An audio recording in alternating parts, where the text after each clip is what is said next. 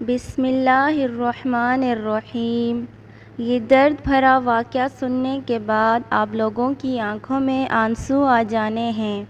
ایک بار کا واقعہ ہے کہ حضرت فاطمہ رضی اللہ تعالی عنہا گھر کے تمام کام کر کے چکی پیس رہی تھیں اور رو رہی تھیں۔ حضرت علی رضی اللہ تعالی عنہ گھر تشریف لائے تو دیکھتے ہیں کہ گھر کے سارے کام ہو چکے تھے اور فاطمہ چکی پیس رہی ہیں اور ساتھ میں رو رہی ہیں۔ حضرت علی بی بی فاطمہ سے پوچھنے لگے کہ اے فاطمہ، تو کیوں رو رہی ہے اور یہ پانی کس لیے گرم ہو رہا ہے اور اتنا سارا آٹا ایک ساتھ کیوں پیس رہی ہو؟ بی بی فاطمہ رو کر کہنے لگی، اے میرے شوہر، آج میں نے ایک خواب دیکھا ہے کہ میرے ابو جان کسی چیز کو تلاش کر رہے ہیں۔ میں نے ان سے پوچھا، اے ابا حضور، آپ کس کو تلاش کر رہے ہیں؟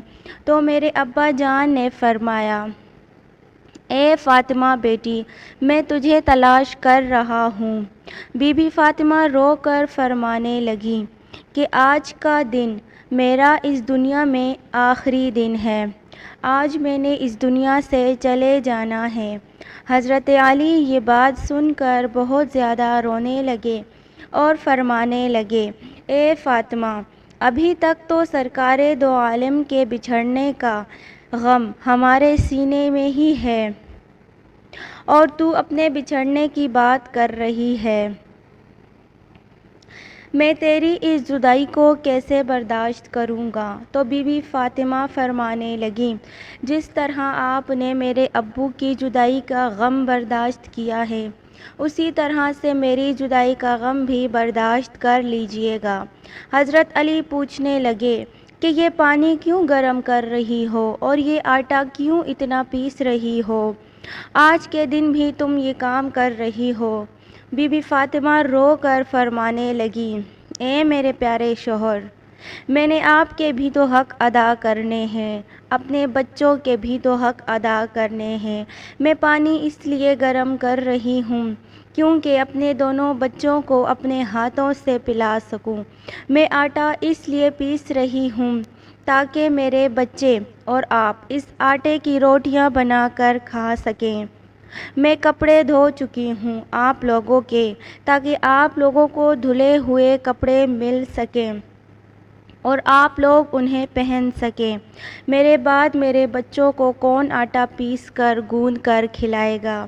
یہ کہہ کر بی بی فاطمہ بہت ہی زیادہ رونے لگیں اور ساتھ میں حضرت علی بھی رونے لگے۔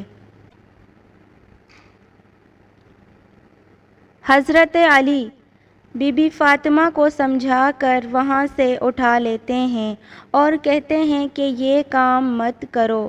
تبھی بی بی فاطمہ کی طبیعت خراب ہونے لگتی ہے، انہیں تیز بخار ہونا شروع ہو جاتا ہے۔ حضرت علی رو رہے ہیں، حضرت فاطمہ رو رہی ہیں اور اتنے میں امام حسن اور امام حسین تشریف لے آتے ہیں۔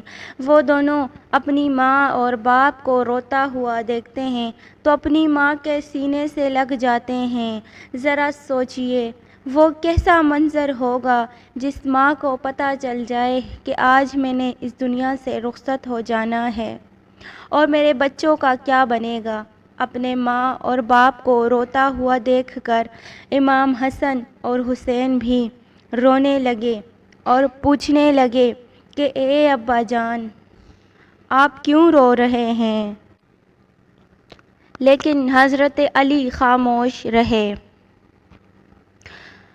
حضرت علی خاموش رہے، پھر اپنی ماں سے پوچھنے لگے، اے امی حضور، آپ کیوں رو رہی ہیں؟ تو بی بی فاطمہ نے فرمایا کہ تم دونوں اپنے نانا جان کی قبر پہ چلے جاؤ۔ حدیث شریف میں آتا ہے کہ امام حسن اور حسین پیارے نبی صلی اللہ علیہ وآلہ وسلم کی قبر پہ چلے جاتے ہیں، وہاں پر جا کر بیٹھ جاتے ہیں۔ وہاں سے آواز آتی ہے، اے میرے پیارے بچوں، تم لوگ واپس اپنی ماں کے پاس چلے جاؤ، میرے پاس تو تم لوگ آتے ہی رہو گے، لیکن آج اپنی ماں کو جی بھر کے دیکھ لو، آج کے بعد تمہیں تمہاری ماں کہیں نظر نہیں آئے گی۔ جب یہ بات حسن اور حسین کے کانوں میں پڑتی ہے تو وہ دوڑتے ہیں، گھر چلے جاتے ہیں اور اپنی ماں کے سینے سے لگ کے خوب روتے ہیں۔ حضرت علی بھی رو رہے ہیں اور بی بی فاطمہ بھی رو رہی ہیں، امام حسن اور حسین بھی رو رہے ہیں۔ اتنے میں ہی بی بی فاطمہ کی طبیعت اور زیادہ خراب ہونے لگتی ہے۔ وہ حضرت علی کو اپنے پاس بٹھا کر ان سے 3 باتیں کہتی ہیں۔ پہلی بات وہ کہتی ہیں کہ میں نے آپ کی خدمت میں کوئی بھی کوتاہی کی ہو یا آپ کی نافرمانی کی ہو تو مجھے معاف کر دیجیے گا۔ حضرت علی رو کر کہتے ہیں کہ اے فاطمہ، تو نبی کی بیٹی ہے، تو نے اپنا حق پوری طرح سے ادا کیا ہے، میں تجھ پر ہمیشہ سے خوش ہوں، مجھے تجھ سے کوئی گلہ نہیں ہے۔ بی بی فاطمہ دوسری بات کہتی ہیں، اے میرے پیارے شوہر، جب میں اس دنیا سے وفات پا جاؤں، آپ نے دوسری شادی کرنی ہو تو کر لیجئے گا، میرے بعد میرے بچوں کو میرے جتنا پیار بھی دیجیے گا، ان کو ماں کی کمی محسوس نہ ہونے دیجیے گا۔ اور بی بی فاطمہ کی تیسری بات آپ کو بھی حیران کر دے گی، وہ کہتی ہیں کہ جب میں وفات پا جاؤں آپ میرے جنازے پہ کسی کو بھی مت بلوائیے گا۔ یہ بات سن کر حضرت علی بھی حیران ہو جاتے ہیں اور کہتے ہیں، اے فاطمہ، تو نبی کی بیٹی ہے، میں تیرے جنازے پہ کیوں کسی کو نہ بلاؤں؟ تو فاطمہ فرماتی ہیں کہ میں نے آج تک خود کو پردے میں رکھا ہے، مجھ پر کسی غیر مرد کی نظر نہیں پڑی، میں چاہتی ہوں کہ میرے مرنے کے بعد بھی مجھ پر کسی غیر مرد کی نظر نہ پڑے۔ جب شام ہو جائے اور اندھیرا ہو جائے آپ مجھے تب دفن کر دیجیے گا۔ یہ باتیں سن کر حضرت علی بھی رو رہے ہیں، بی بی فاطمہ بھی رو رہی ہیں اور امام حسن اور حسین بھی رو رہے ہیں۔ ذرا سوچئے وہ کیسا منظر ہوگا۔ یہ باتیں کہہ کر بی بی فاطمہ ایک بات اور کہتی ہیں کہ میں نے آج روزہ رکھا تھا، میرے ابو جان نے مجھے خواب میں آ کر یہ کہا ہے کہ اے فاطمہ، تو سحری کر علی کے دسترخوان پر اور افطاری کرنا میرے ساتھ، اپنے پیارے ابو جان کے ساتھ۔ یہ باتیں کہہ کر بی بی فاطمہ اللہ کو پیاری ہو جاتی ہیں۔ بی بی فاطمہ کو کفن پہنایا جاتا ہے، ان کا جنازہ اٹھایا جاتا ہے۔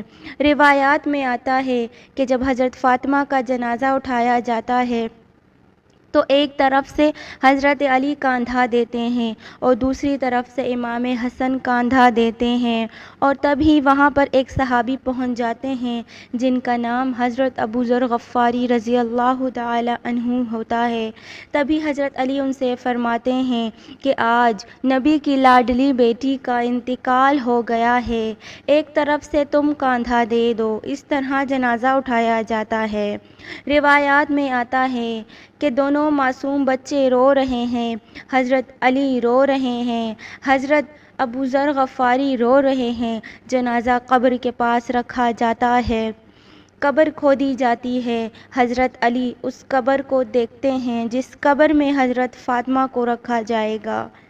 روتے روتے ان کی داڑھی بھیگ جاتی ہے، ان کے کپڑے بھیگ جاتے ہیں۔ یہ منظر دیکھتے ہوئے حضرت ابو ذر غفاری بھی رونے لگے اور کہنے لگے قبر سے کہ اے قبر، کیا تجھے معلوم ہے کہ یہ جنازہ کس کا ہے؟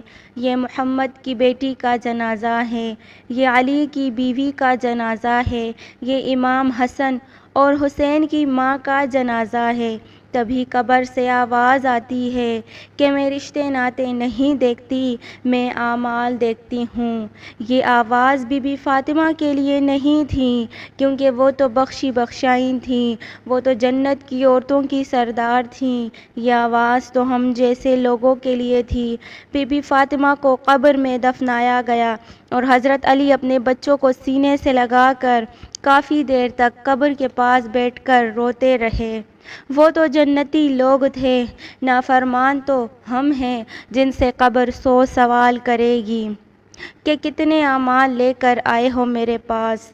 اللہ پاک ہم سب کو نیک اعمال کرنے کی توفیق عطا فرمائے اور ہم سب کو قبر کے عذاب سے بچائے، آمین ثم آمین۔ جزاک اللہ خیراً، فی امان اللہ۔